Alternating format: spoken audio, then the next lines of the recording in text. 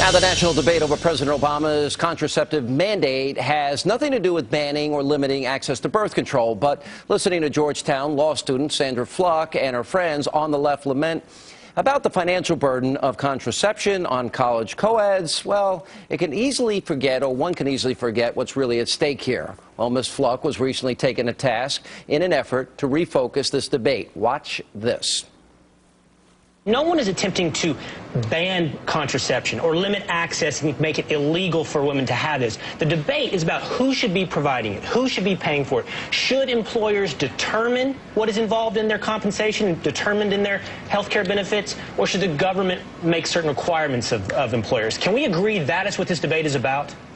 Well, not exactly. I think there are multiple ways to limit access. Certainly, making something illegal would be the most extreme form, but not covering it as a health care benefit the way other types of health care benefits are covered is another way to limit access. Exercise is important to health, but that's not covered by health care insurance. Couldn't that logic you're using, saying access is denied just because it's not being offered to you for some reduced price, apply to so many things? I think that that's not a fair comparison, and most women would tell you that's not a fair comparison. Here with reaction is Daily Beast contributor Elise Jordan, and from the American Values Institute, Alexis McGill Johnson is here. You know, first of all, her facts and figures were just dead wrong. You know, I never investigated. You know, I've been married 19 years. I never investigated the cost of how much the pill was. But you can get the pill without an insurance plan for anywhere between $9 and $19 a month.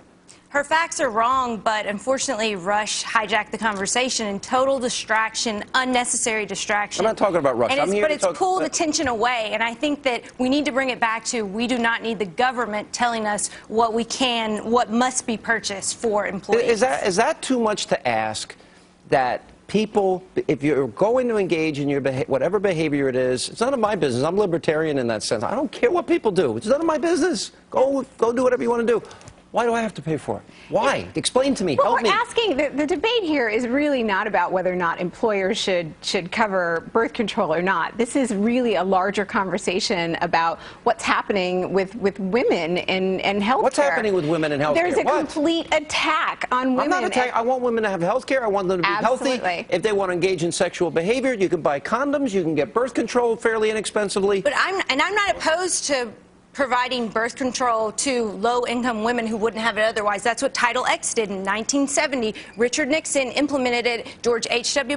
Bush supported it. And that's what provides health care access for women in 75% of the country. Fine with that. I just do not want us to but this is a college infringe on the First at Amendment. An expensive college, which, by the way, has a religious affiliation that takes a different position on birth control. Don't we believe in religious freedom anymore? In other words, why are you going to force a religious institution to provide health care that goes against their core values? Yeah, Sean, but this isn't about federal overreach. This isn't about religious freedom. This is about an ideological. This is an ideological overreach. I mean, when you put this into context, by liberals. It's not. This is a right-wing, absolutely ideological overreach. And their core principles, because liberals think that they are right and they don't want churches to practice exempt. They're absolutely exempt. They're not participating in this. I mean, they've already been exempt by the law previously. Wait a minute. Not schools, not charities, not Catholic hospitals. Because we're talking but they're about under the banner of Catholics. Right. You know, this is what happened. So many Catholic bishops supported Obamacare because they thought, oh, this will help social justice with health care.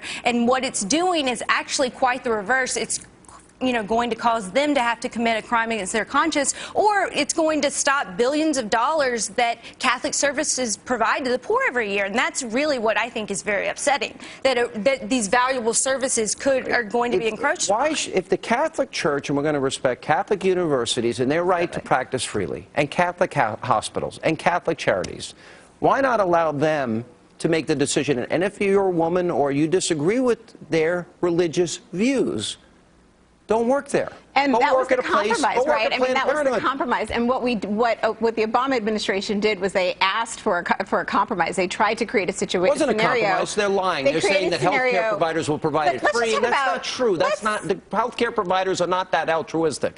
No, I agree, and I think that's the problem, and that's why government needs to be engaged in this conversation to provide a basic level of health care. Where's your respect for religion? You don't respect religion. The Affordable Health Care Act, what they're trying to do is really focus on prevention. prevention. And I don't understand why all of a sudden the attack. You're putting prevention over something that is constitutionally protected. We have government laws already that are meant to be doing that, but we're just piling government on top of government, and that's not.